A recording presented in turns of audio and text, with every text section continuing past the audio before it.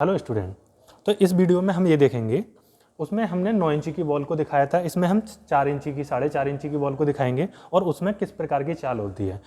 इस 4.5 इंची की जो वॉल है, इसमें हमें सामने से देखने पर क्या दिखाई दे रहा है? Stretcher stretcher stretcher stretcher. तो हमें ये जो ब्रिक है, जो ईंट है हमारा, इसका जो हमें पीठ दिखाई दे रही है। जब हम इस प्रकार की जो चाल होती है, उस प्रकार की हम चाल को क्या कहते हैं? Stretcher stretcher bond. ठीक है, उसमें हमने अंग्रेजी चाल दिखाई थी। ठीक है, जो हमारे रद्दे में क्या था? हेडर था और एक में स्ट्रेचर था। इसमें पूरे रद्दे में हमारा क्या है? स्ट्रेचर है।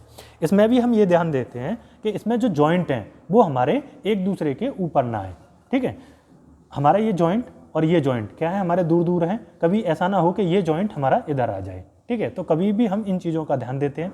ठीक है, और इस चीज़ को, जो हमारा क्विन क्लोजर है, जॉइंट को तोड़ने के लिए हमारे पास में ये कहती है, इससे हम क्या करते हैं? ब्रिक को तोड़ लेते हैं। जैसे हमने बताया था पिछली वीडियो में, अगर क्विन क्लोजर होगी तो हम इतना, हमारा क्विन क्लोजर इसको, ब्रिक को इतना तोड़ लेंगे। ठीक है, अगर हमारे पास में किंग क्लोजर हो तो हम ब्रिक को इतना काट लेंगे। ठीक है, तो इससे हम अद्धा और पौना भी काट सकते हैं।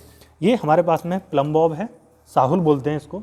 इसका जो कार्य है, वो कार्य ये रहता है कि हम इससे ये चेक करते हैं कि जो दीवार हम चिन रहे हैं वो हमारा वर्टिकल है या नहीं है। कहीं ऐसा तो नहीं है कि वो बाहर की तरफ निकल जाए या अंदर की तरफ हो जाए, झुक जाए। तो हम इसमें चेक करते रहते हैं कि जितना हमारा ऊपर रहेगा, जैसे जितना हमारा ऊपर रहेगा इस तरीके से, ठीक है, इस तरीके से रखते हैं तो हमारा उतना ही हमारा ये नीचे रहे, मतलब इस तरीके से। ठीक है, जितना हवा ऊपर रहेगी दूरी पर, उतना ही नीचे रहे। तो इससे हम क्या करते हैं?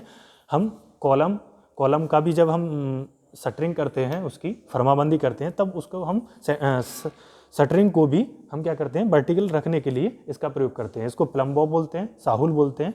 ठीक है, तो इसका प्रयोग किया जाता है। ये हमारे पास में करनी है, जिससे हम मसाला सेट करते हैं। ये हमारा वर्टिकल जॉइंट, तो ये 4.5 इंची की बॉल है। ठीक है, और 1:6 में हम क्या करते हैं? ब्रिक वर्क करते हैं। ओके, अब एक और चीज़ देख लेते हैं हम इसमें। जैसे हमारे पास में ये ब्रिक है, ठीक है, जो ब्रिक का जो साइज रहता है, जिसमें ये कंपनी का साइज लिखा रहता है, इसको हम फ्रॉग बोलते हैं। ये जो फ्रॉग है, ये हमारा टॉप फेस में लगाया जाता है ब्रिक के, ये टॉप फेस में, और इसकी जो गहराई है वो 4 mm के करीब रहती है। ओके, और इसमें कंपनी का जो रहता है, इसमें ये प्रचार भी रहता है। और दूसरा, हमारा जॉइंट को मजबूती देने के लिए और दीवार को, जिससे उसकी स्ट्रेंथ बनी रहे, उसके लिए इसमें मसाला फिट हो जाए, तो इसके लिए ये ग्रूव एक तरीके से काट दिए जाते हैं। इसको हम फ्रॉग बोलते हैं, दिल्ला। ओके, तो ये हमारा टॉप फेस में लगाया जाता है। ध्यान रखना, ये क्वेश्चन पूछा जाता है कि ये टॉप फेस में रहता है या बॉटम फेस में रहता है। ये हमेशा टॉप फेस में रहता है। ओके, तो सबसे पहले जब भी हम पहली ईंट की चिनाई की होगी, जैसे हमारे पास में ये पहली ईंट की चिनाई की होगी, तो तब हमारे पास में एक क्वेश्चन ये आ जाता है कि हम दीवार में ईंट को ऐसे रखते हैं या ऐसे रखते हैं। ठीक है, जब सबसे पहली ईंट को हम रखेंगे, तो हमेशा हमें दोस्तों ये ध्यान देना होगा कि हम जो पहली ईंट रखते हैं, हम सबसे पहले यहाँ पर इस तरीके से, जैसे करनी से यहाँ पर मसाला लगा लेंगे यहाँ पर, और मसाला लगाने के बाद में हम जो पहली ईंट रखेंगे वो इस तरीके से।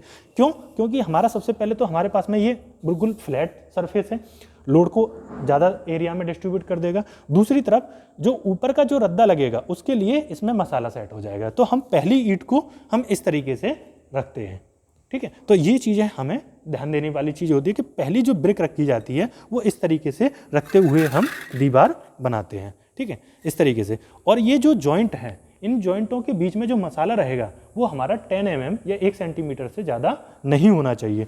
और इसके ऊपर एक और ब्रिक अगर हम रखेंगे तो इनके बीच में भी जो मसाला रहेगा, ठीक है, वो भी हमारा 10 mm या 1 सेंटीमीटर से वो भी हमारा अधिक नहीं होना चाहिए। तो समझ गए होंगे ये 4.5 इंची की दीवार है, किस तरीके से स्ट्रेचर बॉन्ड में ये बनाई गई है। ओके, तो थैंक यू दोस्तों।